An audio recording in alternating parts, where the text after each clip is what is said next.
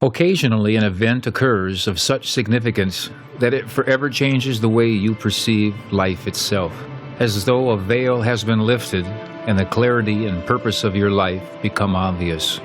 In November of 1993, such an event occurred for my family and I. I was one of the Native American children adopted at birth and removed from the reservation system. As fate would have it, I was raised by a wonderful family and grew up in southwest Minnesota. I lost both adoptive parents in 1987. It was then that my wife, Kathy, discovered my adoption papers that had been hidden for years. On Thanksgiving Day, 1993, I was reunited with my biological Lakota family. Neither of us had known the other had existed all those years. So began our incredible journey back into Native America. This is our story. During Season 1 of Hidden Heritage, we filmed an episode called Conversations with the Elders. It was so popular that we immediately went to work meeting with more elders. In this episode of Hidden Heritage, we are going to visit with Wilson Roberts, a Choctaw elder from Oklahoma. Because most of the elders that we spoke with were still living during the early 1900s, many of their life stories carry some cultural trauma from growing up through America's growing pains. Times have changed for the better, but I feel that it is important to let the elders speak open and honestly to better understand the plight of Native America during that part of American history. Join us now for a conversation with Wilson Roberts. My name is Wilson Roberts. My Indian given name I have is Iloha Okchamali. That's in Choctaw language. Translated that to English, it means Blue Thunder. We make our home in Ada, Oklahoma. Well, in my early years, 5.5 years old, they took me and my brothers and sisters and put us in a boarding school. It was an orphanage. Even though my mother was still alive, they took us anyhow. Basically, it was because my mother could not support us. She had, from her early age, she was an orphan, going from one family to another. And whenever we were kids, she did not speak no English. So, she, even though she was a strong woman, she could not, support us, keep us in food, clothing, things like that.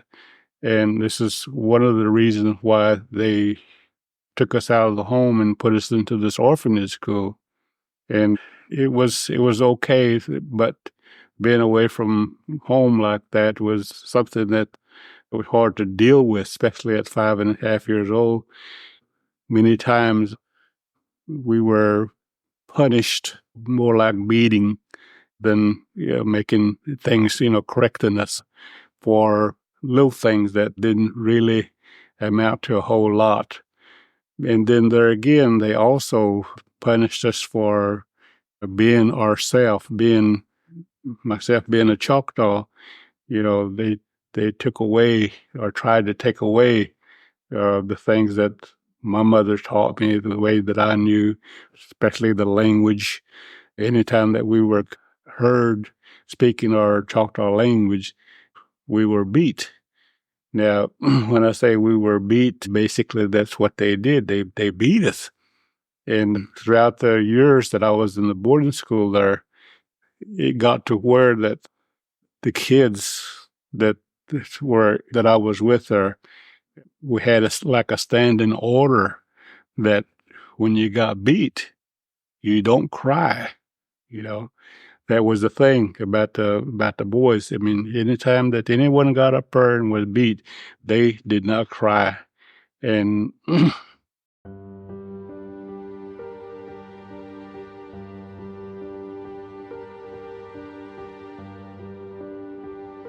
even today, it's still, kind of hard to talk about things that come back to my mind. Anyway, the kids, they wouldn't cry, and when they wouldn't cry, the matrons would beat him more. Many times we got beat over the head, back, legs, for, like speaking our language. And many of the kids, they got to where they just rebelled and they did things just to get up there and show the matron that, hey, you can't make me cry. And that's what happened. They would just get beat. And sometimes the kids would just, kind of lay down and take it. And this went on for the 7 or 8 years that I was at school there. Even when I was when I was about 10, 12 years old there, I had to make a stand there that in myself that I wouldn't take it anymore. So I just walked off and left the school and immediately became a fugitive to the social workers. I remember the first morning that I was home. Back then, the social workers, the government vehicles were black vehicles, black sedans. And anytime you're seeing those on the highway or in the housing projects, like that, you knew that social workers were there. And my mother knew that. Anyway, that first morning when this black car was coming up the road, my mother told me, said, get up, run. And so I got up, grabbed my clothes, and went out the back door. And in the field there was tall grasses back there, so that's where I went. The social worker came and asked my mother if I had been home, and my mother would not lie, okay? And that was one of the things that she taught us to, is never to lie about anything. So she told the worker, she said, yes, said he's been here. I said, well, where did he go? And she said, he went that way, which I did. I went that way, And she said, I don't know where he went, but he went that way. That was the truth, okay? And the social worker just, could not do anything there. But anyway, throughout the next 2 or 3 years, they constantly came to the house to see if I was there. I had always had to go into hiding. And finally, they caught up with me, and they took me and sent me to another boarding school. And at that boarding school was a little bit better, and they worked us hard, but it was a little bit better there. And after 1 year there, I quit. I couldn't go to school anymore after I passed from the 7th grade to the 8th grade. That was my education.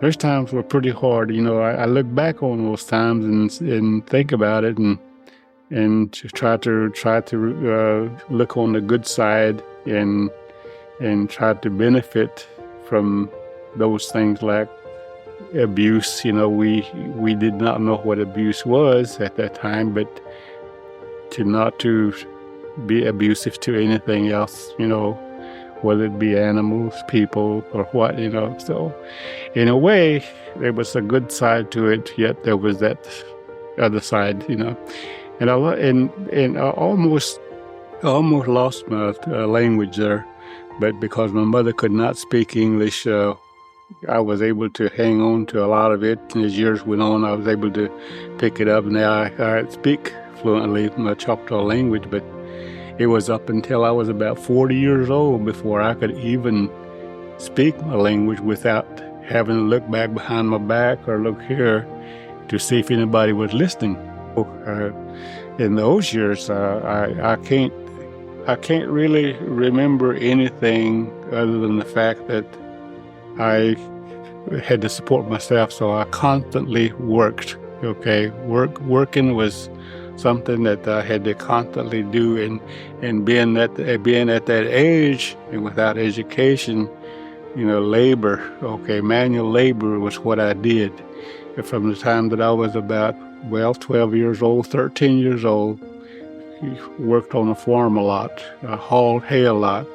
I cut posts a lot, picked cotton, chopped cotton, things like that, which was like manual labor, But even those times, I had some really good times that I can remember, and a lot of times I dwell on that because people are people,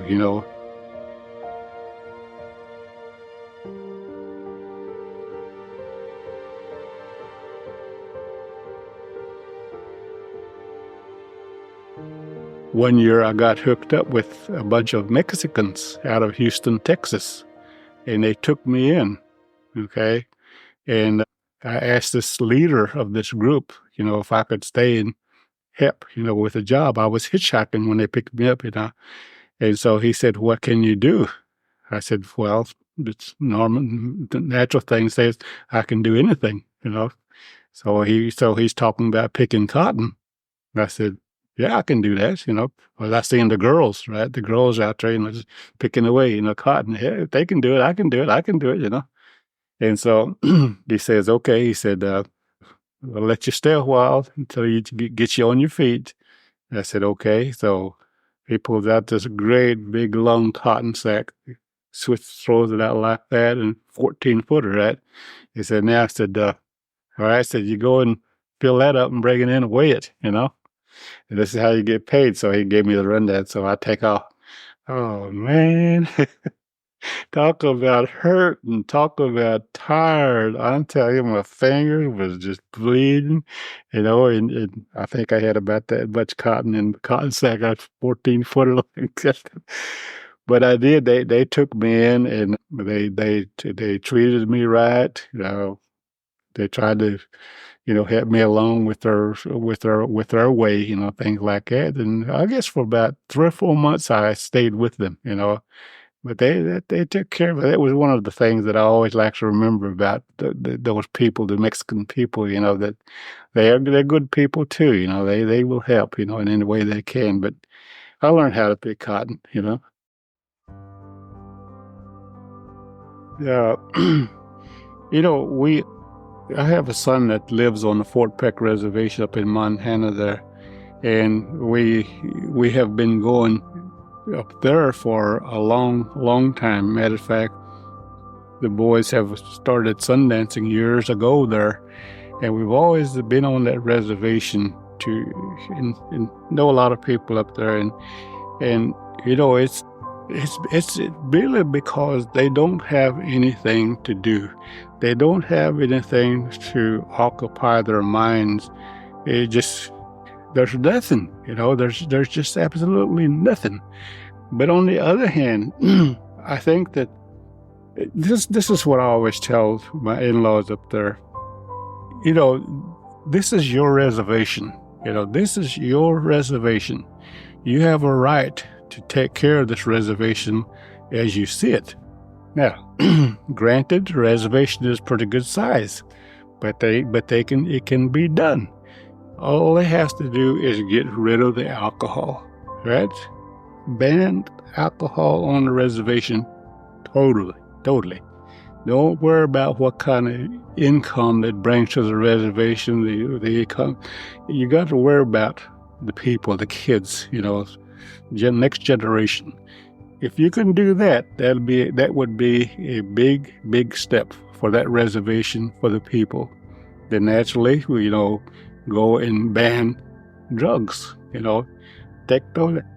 You can do it. It's your reservation, I mean, there are a lot of good kids there, a lot of good kids on the reservation that want to do something, want to go somewhere, want to be somebody, but they have no way out. A lot of those kids, they've never been off reservation, so they don't know what it's like. And because they don't know what it's like, and when they do get off the reservation, they just blows their mind. They just don't know which way to go. Not only that, but because the kid's family has been on alcohol for so long, probably the generation before them, it's all in their system, right? These young kids nowadays, they take one drink, their mind just explodes because that's in their system, and it's going to be, even with a turnaround, it'd be a long, long time before that stuff is cleared out, I guess probably during the time that I spent with my mom, because the other kids were in school, they were just me and my mom. The years or two that I spent with my mom, just her and I, she used to take me fishing, and we would walk miles and miles. Some morning she would get up, she would make cornbread, fix a little sack, put a little skillet in it. We'd get our hooks, no rod and reels, but just hooks, and we'd walk maybe 5 miles, 6 miles to the river, and we'd spend all day at the river, just going up and down, catching those little perches. And sometimes during noontime, or when we had enough, we'd build a fire. She would cook it. We'd eat that, and we'd do the same thing the rest of the afternoon. Work our way back home like that. He used to take me hunting. He used to teach me she taught me how to, to corner the rabbit, right? He taught me how to go after the squirrel. And I have to say that after I learned how to do these things, no squirrel ever got away from me, okay? Because whenever I went hunting, I always had a hatchet with me, right? The squirrel went into a hole, hey, he was mine, I'd be up on top of the tree, cutting the hole in it, smoking it out or something, He taught me the plants, the edible plants, okay, when we didn't have anything and no food to eat. So there were many times, okay, when we didn't have anything in the house to eat, he would go out, he'd pick plants, bring it in, cook it, we ate, So those just the short years that I was with her. Those were the times that I remember as being a good part of my life, because I did have fun, with my mom, we talk, always be good, take care of your family, take care of other people, take care of Mother Earth, take care of all living things, be a good person. That's what's going to get you there, That's what she used to tell me. So I always try to keep that in mind. I believe in that too, is that even the little plant, a lot of times when I'm on stage, I talk about the bugs. Every living thing has a life. Every living thing has a world of their own. They have a purpose on this Mother Earth, and they go about their business. And a lot of times, we squash them out, not knowing, not realizing. We don't think about these things. But they have a purpose, and maybe it's to provide the gas, the clean air, whatever it is that we need here. Maybe for fertilizing Mother Earth, But all these things have a reason for being here, and they need to be taken care of, And and that we have in here, we have waters that we waste. We have water, plenty of water to drink. Places like Ethiopia, places like Africa, parts of China, places over there, they have no water. They have no water. The trucks have to bring their water in. Government vehicles have to bring their water in. Women folks, their primary job is to get water. Kids cannot go to school because they have to help mom go get water, whether it be a gallon, 5 gallon, or what. This is every day that they do this. They cannot wash their hand. They cannot bathe because the water is so precious, and that any water that they get, they use it to nourish their bodies. If ever comes a time for us here that happens to us, what are we going to do? And it's going to come a time, because a lot of our waters are being contaminated, our rivers, our lakes are being contaminated. And those things need to be looked at. Those things need to be stopped, Keep our water clean for the next generation.